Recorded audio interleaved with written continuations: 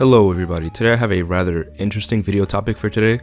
Seeing as both Giyu and Rengoku have been a type of mentor figure for our main protagonist at one point in the story, I thought it would be a good idea to analyze and compare the two, saying who exactly is a superior fighter in terms of combat ability and where they exactly scale to each other throughout the story. I also apologize for the short little hiatus I took, but videos should be coming back as normal, so with that out of the way, like, comment, subscribe. If you guys have any video ideas you want me to cover, please let me know in the comments down below.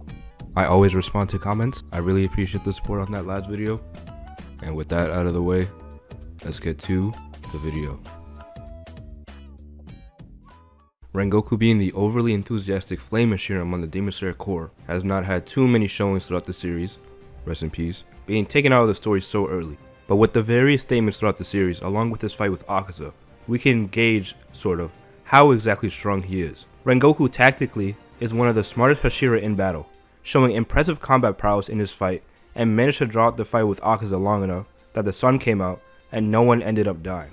A lot of people assume that Rengoku went ooga booga and swung his sword around, but you can make a valid case that he didn't want to win that fight at all. He just wanted to protect everyone on the train, and he accomplished that goal. Earlier on, even before he became a Hashira, he managed to take down Lower Moon too, which is impressive for a non-Hashira, but as shown later in the story in the Infinity Castle arc, Hashiras are able to take down Lower Moon level demons with little difficulty. As for his fight with Akaza, he was able to fully utilize all his forms of flame breathing with full mastery. In the anime, they even added a new form, 9th form, Rengoku, which he charges at an opponent and mimics the movement of a Japanese dragon. In a lot of circumstances, people really like to overrate Rengoku's performance in this fight, or completely downplay him. The argument that he's relative to Akaza is not true, because Akaza can be argued to be constantly holding back in order not to kill Rengoku, because he wanted him to become a strong demon. But it's not like he's completely fodder garbage and got washed. He was stated by Akaza to have honed fighting spirit, considering he wasn't marked. I think he put up a good performance and showed the embodiment of what Hashira is supposed to be. Since the first episode, Giyu is the first Hashira we're introduced to. Being the water Hashira has access to a number of attack styles, as water breathing is extremely diverse in the ways it could be used. As basic as it is, it can be utilized offensively and defensively very well. As Giyu makes his own form low, in which he moves so fast, he's able to block any incoming attacks, but it's shown later in the story that it does have its limits. Rui, when confronted by Giyu, was basically no-diffed and one-shot by Giyu. I think this just shows, at the point in the story, how far the Hashira were away from Tanjiro, how they're basically like in a different realm of power. Tanjiro was struggling against Ryu and almost died, and then here comes Giyu and basically comes in and no-diffs him, no problem. Which also proves my point that the lower moons are basically trash and not really that powerful.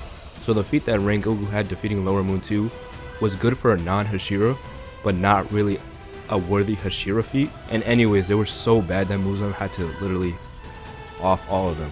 In his fight with Akaza, he was performing at a similar level to Rengoku, which brings me to the point that I do believe they are similar in power and base, but as the fight goes on, Giyu starts to awaken his mark. He actually dodges an attack by Akaza point blank range, which is extremely impressive, and he even manages to temporarily overpower Akaza in this moment, and temporarily gains an advantage in the fight.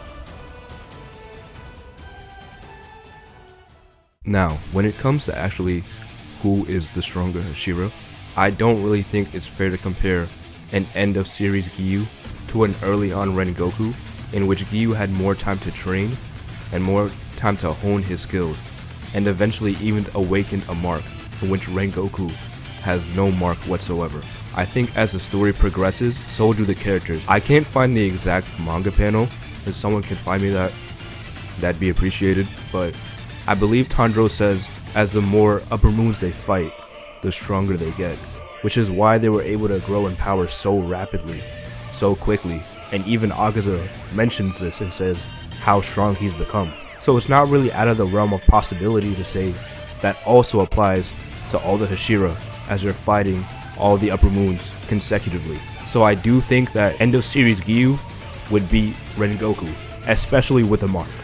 I believe if he didn't die so early on in the story, he could have awakened a mark, and he could have possibly become the strongest Hashira.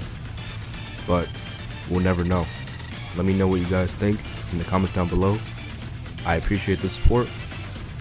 Thank you for watching, and I'll catch you guys next time.